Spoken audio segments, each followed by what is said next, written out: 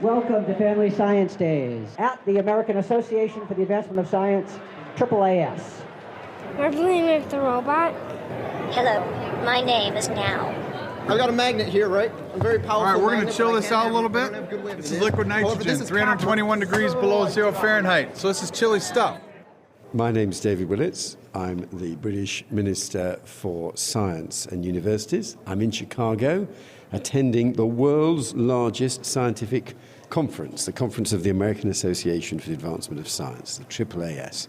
There are over 8,000 people here, and it's a great opportunity for me to talk to as many people as possible about the science that we're doing in Britain, how great it is, and also to learn what's going on around the world, and particularly to try to get more cooperation. We're very good already at cooperation, but trying to get even more cooperation between our scientists in the UK and scientists in the US and elsewhere. One of the things that I certainly hope to be pursuing all through my visit to Chicago is what I've called the 8 great technologies, 8 areas of technology where there are global opportunities, general purpose technologies which we are investing in addition to the core science budget to the tune of £600 million. My first stop is here at the Argonne National Laboratory on the outskirts of Chicago. Welcome to Argonne. I'm Peter Littlewood. I'm Associate Lab Director of Physical Sciences and Engineering, which means that I'm in charge of about 800 or so scientists who do work on fundamental science at Argonne. Argonne as a whole actually has 3,000 people working here and about 5,000 people coming to use our user facilities, many of whom come from the UK. What are we going to see? What do you want me to learn? Argonne is a big user facility, so we have lots of big toys for scientists to use, like a large synchrotron and a huge computer, and we're going to show you them both. We also do research in energy, particularly in energy materials, and we'll be talking to you a lot about our programs in electrical storage and batteries, where we're trying to design a battery that will operate a car on a single charge for about 400 miles. Well, it is amazing how you travel thousands of miles to arrive in Chicago to an American national lab and you find a Brit running it. It's fantastic. The 8 great technologies are really organized first around big data and high-performance computing, then secondly around the life sciences, thirdly there's particularly energy and energy storage, and finally advanced materials. And I reckon that a lot of that is very relevant for what goes on here at Argonne. We have a lot of users here because when we have one of these big machines, what we're interested in doing is getting the world's hardest problems solved on them. I'm Pete Beckman, and I work at Argonne National Laboratories, and I'm responsible for exascale and supercomputer software as we look to the future. And we're standing in the machine room right now that houses Mira, our very large supercomputer. It's a big data cruncher, and we use it to do computer simulations that are look at climate modeling, what will happen to the Earth in 50 to 100 years. We use it to look at drug discovery and metagenomics, understanding how human genomes interact with future drugs. We use it to explore new types of battery and battery technology. Hopefully we can move away from fossil fuels, and that means we need storage capacity. We need to be able to store power that we get from wind and solar in places. And what we do with Mira is we compute and simulate in order to find new ways, new discoveries in those science fields. I'm George Crabtree. I'm the director of the Joint Center for Energy Storage Research, acronym JCESR, at Argonne National Lab. Transportation is 29% of the energy we use. Electricity is 40%. Both are waiting for a transformation. The transformation in transportation is let's have an electric car. Don't have an electric car because the batteries aren't good enough. It doesn't really compete with a gasoline engine. Why do you want to do that? You want to replace foreign oil with domestic electricity. You want to reduce the carbon emissions, which you can do, and use less energy. And that's what the car will do. So wonderful vision, but you need to have the battery. The electricity, we're in this country going from coal to gas to wind and solar. I think every country is doing the same. We're a little farther along perhaps because we have so much shale gas. It's cheap, it's everywhere, and so gas is the natural replacement for coal. You could go one more step and replace gas with wind and solar. They are intermittent, so you need something to store big amounts of energy to be able to deploy those at, say, 20 or 30%. So it's unusual to find 2 energy sectors that are waiting for just one innovation to be transformed, and that's what we're doing. Our idea is to transform both of these things with high-performance, low-cost energy storage. Our mission, as we say, is 555. It means 5 times the energy density, 1/5 the cost, do it in 5 years. Right. Very aggressive goals. Because you can't achieve something as ambitious as this by incremental improvements. You've got to do something fundamentally different. So, great question. If you look at lithium-ion technology, battery technology, it's wonderful. Best battery technology we've ever had. It gets better at Invented Oxford, I think, wasn't it? I'm sorry? Wasn't it invented in Oxford? Absolutely. Good enough. That's right. And 71. And it's interesting that in 91, it was commercialized, 20-year span. We would love to shorten that time between conceptualization and commercialization. But if you've got a 5-year time scale, isn't one of the constraints of such a tight time scale, are you going to have the time to try out all these radically different approaches? Don't you need more than 5 years? What you really do is you do something which is the antithesis of university-based research, is you look at the problems, decide which are the hardest, and you do them first. And if it doesn't work, you don't bother with the easy stuff. The Volta style of inventing a battery was to look at the periodic table, understand theoretical potential, and jump straight from that. Look at a couple different elements or a few elements, go straight from that to building a battery. So if you were looking at it as a linear progression of we need to test X amount of materials, you're right, we won't get there in 5 years. But instead, we want to dig deeper and deeper to understand how to move ions around, how to transport material across a barrier reproducibly and recyclably so you could charge and discharge. So it won't be a linear fashion. We're growing the base of fundamental knowledge. So towards the end, the prototypes, we're prototyping now, but the victory will not be a linear progression of testing material X, Y, Z, A, B, C, D, E, F. And that does make it different, in my opinion, from the Volta days. And we've been doing what Volta did for over 200 years. We don't know whether it will work. But the whole idea is to try something different. But you have to do everything at once. So, for example, one of the things I love is that they're building prototypes and also prototypes on the computer. So even if somebody thinks that this battery anode is going to be wonderful, well, okay, put it together with all of the other things and see if really, is it manufacturable? How much will it cost? Will it ever get you there? And some of these things which look great to a scientist after you've run them through your techno-economic models don't look so hot. One reason why I like this is that when we identified our 8 great technologies, where Britain had historically made great advances and still had a comparative advantage, kind of energy and energy storage is one of them. Because as you said, the lithium-ion battery was a discovery in the UK. There it was commercialized mainly in Japan. Yes. And for us, as we make these big investments in various forms of sustainable energy, intermittency is a big issue. Yeah. So we are looking at ways in which we can put more investment into battery work. So a major priority here, of course, in the US particular, we worry about engineering the grid. And if you want to be able to put renewable power onto the grid, you need a grid which is much more responsive and much smarter to be able to do that. The grid at the moment isn't very smart. It's designed so that the power flows only in one direction from large centralized power stations out to the consumers. And of course, what we do is that when you turn up your heating, then the power station has to produce more energy. If you have a distributed grid, if you put more power into the grid, then your neighbor next door gets their fridge blown up because the system can't respond rapidly enough to the fluctuations on the power grid. So we have to be able to design a power grid that looks much more like the internet than what it is now, which is just a set of wires that connect a power station to something that's plugged in on the other end. You might actually at some point be using your car to buffer the grid. If you have an electrical car, that becomes a source of energy at some point. It sort of sits and you plug the car into the grid. Sometimes it takes energy in, sometimes it puts energy out. If you're going on, much longer time scales, 12 hours, you may be moving energy across the grid from one side of the country to the other in order to be able to pump up water in some mountain. So there will be lots of different technologies which will appear on the grid, and we don't actually know what the mix is. And none of those technologies at the moment are really good enough to be as effective as we would like. So we work both on modeling those and also trying to improve the technologies themselves. I've also been given, as a reminder of my visit, here encased in glass, a small piece of graphite from the first nuclear reactor here in Chicago, December the 2nd, 1942.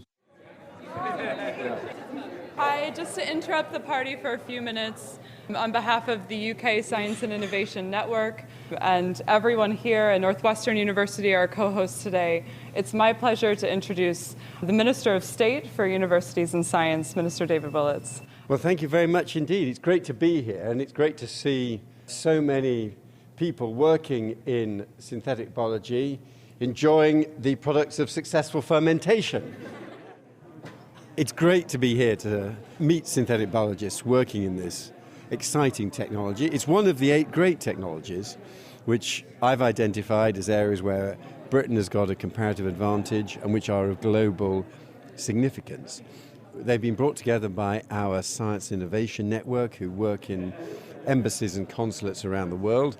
And what they've done is they have been taking synthetic biologists from the UK to Boston, to San Francisco, and now here to Chicago, to Northwestern University, which is where we are. And I've got with me here now Declan Bates, who's co-director of the Warwick Centre for Integrative Synthetic Biology. He's come to Chicago to attend this meeting, and we've got with us as well Josh. Now, you are here at Northwestern University. That's right, Josh Leonard. Why don't you give us, and for me as a layman, your definition of synthetic biology? Synthetic biology is an emerging technical discipline, and what unites us is the goal to try to figure out how to make it possible to engineer biological systems like we engineer other more familiar systems like mechanical and electrical systems. Does that mean that you will literally be able to identify a slice of genetic code and cut it out from one place and put it somewhere else? Is that the heart of synthetic biology? I think the heart of the synthetic biology field at the moment is trying to answer your question. I believe we are able to do a lot more today than we could 10 years ago. We're getting better at it. We don't know exactly how to do it in every step, but it's the actual process of engineering these systems that lets us learn that. Declan, what is your definition of synthetic biology, and how is it going to impact the real world? How are the people listening to this program going to have their lives changed by synthetic biology? So I think one of the most exciting things about synthetic biology is that it has so much potential both from an industrial point of view and from a medical point of view. If you think about new forms of bioenergy, or if you think about new forms of materials that could arise as a result of synthetic biology research, a lot of these things could have transformative consequences in a lot of different biotech industries. But then if you also look at what potential there is from a medical point of view, where people are looking at developing new kinds of biosensors that can react to diseases, or people are re-engineering the immune system to allow you to attack cancer cells. There are amazing potentialities in terms of combating different diseases as well.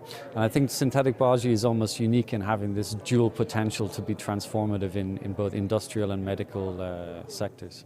Tell us about the work that you're doing here. My group really tries to figure out how to develop therapeutics that enable us to take what we understand from the clinic and build therapies that treat cancer, for example, by harnessing the immune system. And how does that relate, Declan, to what you're doing at Warwick? I'm a control engineer. I started out my research career designing flight control systems for Harrier jump jets. Somewhere along the line I got waylaid by biology and moved into looking at how to model and design biological systems using the same kind of approaches that engineers use to design aircraft, for example. And so what I'm interested in doing is trying to develop computational tools that can help people like Josh to do the kind of work that they do in a more efficient and easier manner by being able to simulate on a computer the types of systems that they're working with before they actually have to build them in the lab. And that gets to the heart of what, for me as a layman, synthetic biology is all about. It's taking engineering techniques, harnessing the power of standardization to create mechanisms that enable genetic code to be changed and new patterns of genetic code to be created. And one thing that which we can do in Britain, actually, is we have helped work with China and the US, learned societies from those 3 countries. If they can agree a common language and a common standard for these instructions, then it will be possible to have across the world a shared way of carrying out synthetic biology rather than each individual lab doing it in a different way. And that makes much more rapid advance possible. One of the things that's necessary to industrialize biology is to have this standardization both of parts and systems, but also of processes, so that it allows different researchers in different labs in different countries to use the same standardized processes to develop different kinds of systems, but basically always in the same way. And until we can do that, it's very hard to claim that biology will take its place as a true engineering science, which is really the goal of synthetic biology, to make biology engineerable in the same way that physical systems are. We don't really know how to engineer biology just yet, and a big part of what we're going to get out of these investments in training and these investments in research is learning how, as engineers, to go about doing the engineering of biological systems. So I think I just wanted to make it clear that there is a lot of merit in trying to figure out how to do the engineering, and there's a lot of learning to be done in that process as well. And interacting like we are today, I think is an essential component of making sure that we can do that. And one thing we're very aware of was the regulatory and moral framework. And one of the reasons why synthetic biology is quite strong in Britain is that we have got a very good regulatory framework, and as well as the scientists, we have moral philosophers who think about what are the limits to what can be done. And I think we cannot get disconnected from the values of the societies like Britain and the US, and the regulatory system ensures we don't. If I may, from the other end of the spectrum, rather than an engineer, a chemist doing synthetic biology, synthetic chemistry engaging engineering, engaging biology, I think synthetic biology has another component to it that is educational. You can begin to understand and design principles that will lead to a living organism, and you can start at an intuitive level educating high school kids and engaging them in science and thinking about science and thinking in an integrative way, going beyond these disciplinary boundaries. Yes, and certainly one of the things that you can do with synthetic biology is create organisms that will produce products that are currently made by industrial or other processes. So, for example, I took to Brazil a company that's a spin-off from Imperial College in London that had created an organism by modifying it genetically that essentially ate rubbish and produced bioethanol. And in Brazil they use a lot of bioethanol, and they currently use sugarcane and agricultural products. Well, if instead they could take the rubbish that is coming out of their cities and through this organism create large amounts of bioethanol, that would be good for the environment, and it would be a very efficient way of providing a fuel they use. We may well see in the future biological techniques used to do things that are currently done by other techniques. And I guess that partly goes back to what this poster is about. 60 years ago, the discovery of the structure of DNA, or to be precise, I guess we should now say 61 years ago. But that great moment when Watson and Crick walked into the pub in Cambridge and announced to the bemused regulars that they had discovered the secret of life, which of course happens in pubs a lot. But on this occasion, it was true. And from that, so much extraordinary science has followed, and synthetic biology is the next development of that extraordinary discovery. Here I am in 1871 in Chicago. It feels a lot like Tech City in London. It's a place where it's got the real buzz of startup businesses, high-tech entrepreneurs. I'm with Howard Tolman, who is the Chief Executive Officer of 1871. First of all, Howard, tell us what the significance is of calling this place 1871. Well, in the city of Chicago, that's the year of the Chicago Fire. Following 1871 was this amazing period of rebirth and growth in the Chicago area because the fire had destroyed a significant portion of the entire city. Yeah, I guess for us in Europe, 1871 was the end of the great Franco-Prussian War, so the emergence of Bismarck's German Empire, and with Paris in revolt, with the Commune in Paris and civil war in Paris, and after that, Haussmann put through the great boulevard, so they'd no longer have the medieval streets where the populace could rebel. So it was probably a big year in Europe as well. Yeah, and it's funny because not too many years after the Great Fire, we had the World's Fair here, the Columbian Exposition. Speaking about Paris, one of the challenges was the Eiffel Tower had just been announced, and it was the tallest structure in all of Europe or something.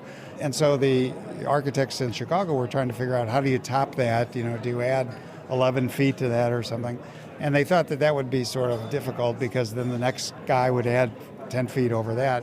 So instead they built the first Ferris wheel, which was a unique engineering feat, and it was really as popular an attraction for many, many years as the Eiffel Tower.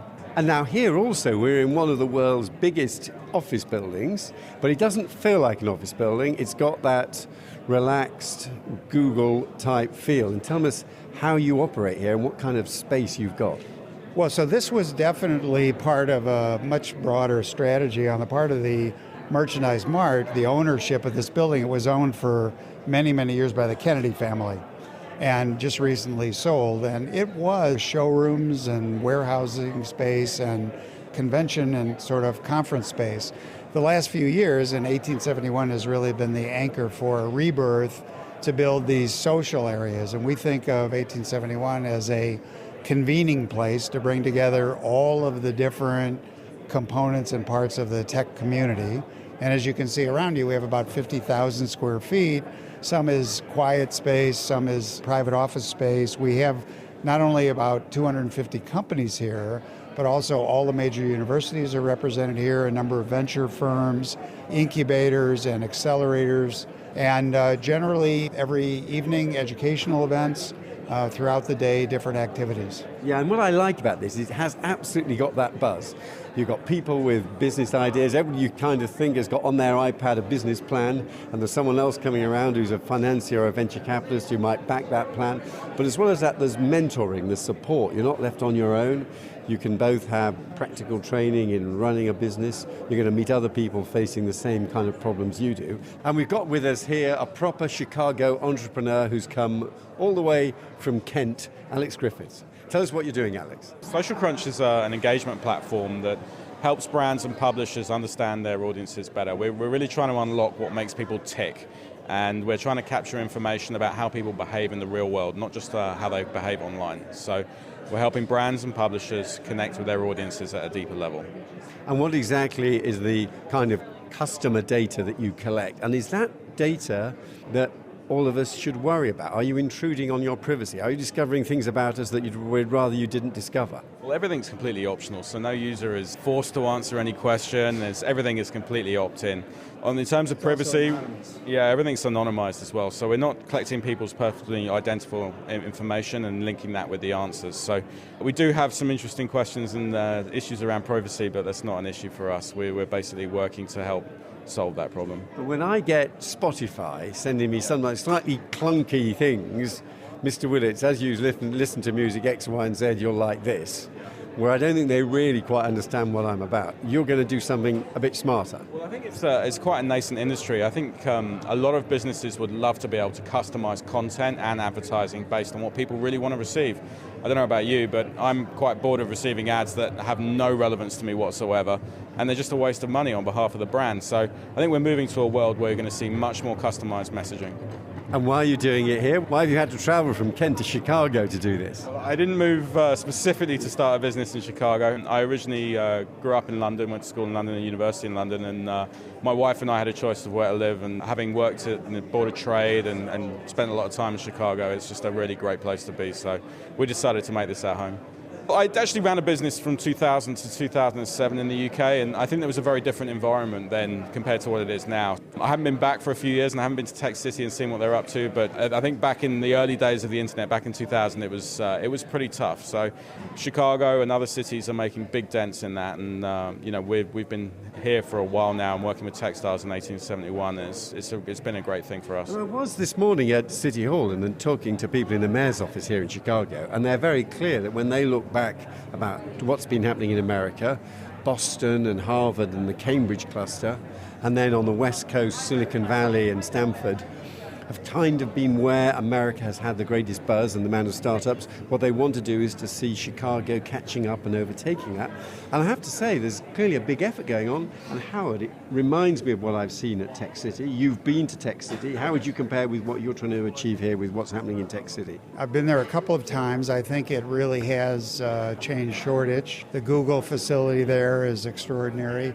So it's very much the same feeling. I think one of the things in Tech City so far is nobody had the luxury of having a space of this dimension. And so you have in Tech City buildings, and you certainly have companies that are there, but you don't have a single facility with hundreds and hundreds of businesses, and they do feed off of each other. It's really remarkable how common the issues are, how common the problems are, and when new technology ripples through the place, it's likely that 10 or 20 of the companies will use that in a week. As Alex said to you, they'll observe something, and then 3 days later they'll have it incorporated in what they're doing. And what's your biggest success so far? What is the company that's emerged from here that we're all going to hear about?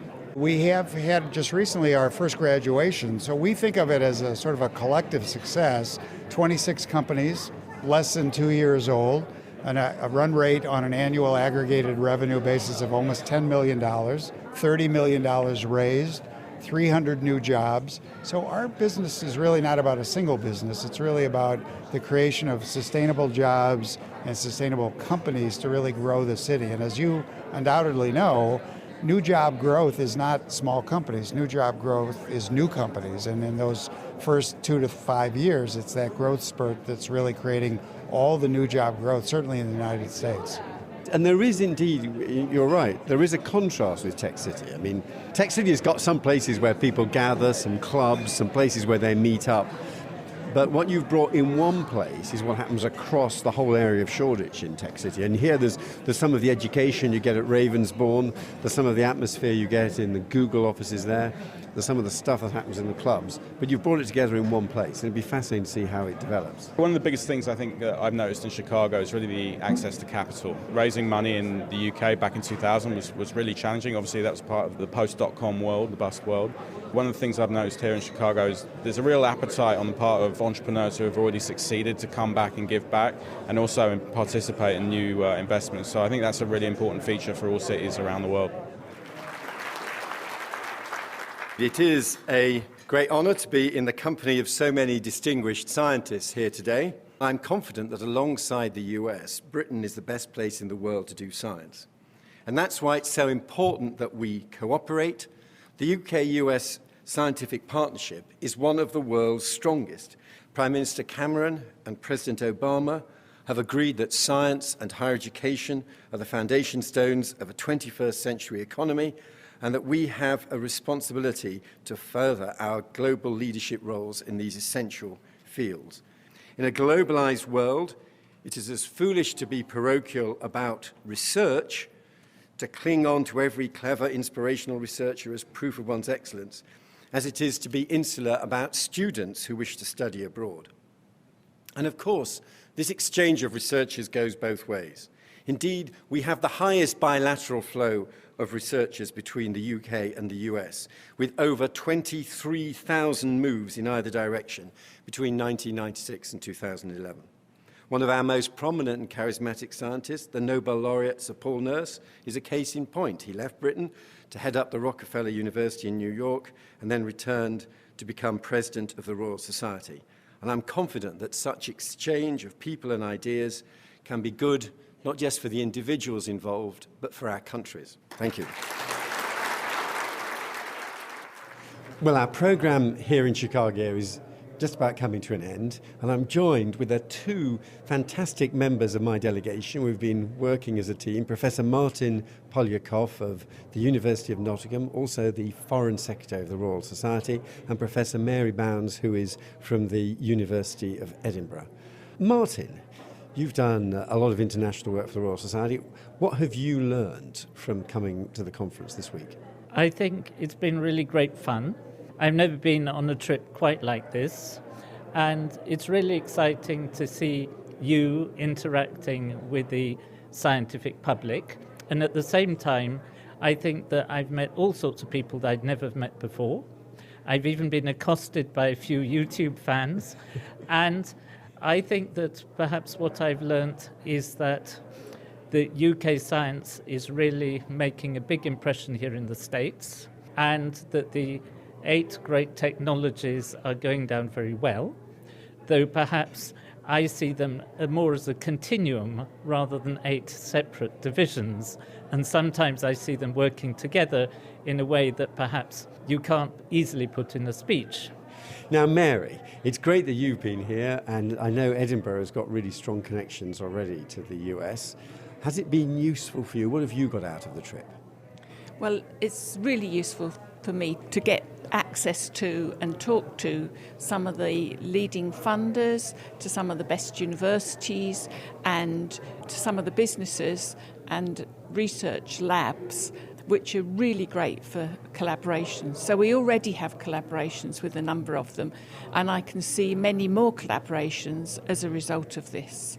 The question is, that I always wrestle with, is this: will these kind of collaborations all just happen organically, or do visits like this add anything? Do they increase collaboration on top of what would have happened anyway? I certainly hope so, otherwise there's not much value in doing them. So I think that having you there saying that the UK government is behind collaborations is extremely valuable for the universities when they want to make those connections. I have to say that some of them will require additional funding. Well, I never have a conversation with a scientist where that point isn't delicately made at some point, Mary, and I quite understand. Martin, what do you think we can get out of it as additional to what would have happened anyway? I think that, first of all, it's very good for Mary and me to have been with you, to meet so many people, because then we can go back and spread the message among our colleagues, not just in our own universities, but I think nationally, and also through the network of universities, Universitas 21, which includes both Edinburgh and Nottingham. But I think also we can tell everybody in these straitened times of your enthusiasm for UK science, which I think is extremely important as a message both to the Americans and also to scientists at home, because everybody is suffering from financial restrictions, but at least to know that you sympathise is a first step. What I found about the 8 great technologies is, you're right, they're a kind of simplification, but they really do give the Americans something to latch on to, and something which persuades them that as well as doing great upstream blue skies research, we're also willing to support the technologies that apply it. How much further can we push that agenda of the 8 great technologies, would you say, Mary? Well, I think that there's huge potential there because there's so much still to find out. We really have to do things about data. The potential for regenerative medicine and stem cell technologies is huge for life expectancies and for disease. So there's huge possibilities if we can get it right. But I don't think we can get it right just by working with the UK alone. I think it's got to be an international effort. And obviously Canada and the USA are going to be some of our closest allies. I think that it's very good that we are engaging America, and we mustn't forget that we've also been engaging Canada, and I think the opportunities in Canada are also very good. And together, I think if we broaden this, and we did have some discussions about bringing in Australia as well. The Royal Society is having a Commonwealth Science Conference in November, so we need to broaden this out because the challenges facing us are global, and I think that the 8 great technologies are really going to contribute to addressing those challenges and to keep the UK in the leading position that we want. I think, Martin, that is a great point on which to end. I'm so grateful to you and Mary. It's been a really valuable visit. I've learned a lot, and I'm confident that we are going to get more American investment in Britain and more Anglo-American collaboration, and Canadian as well, as a result of this visit.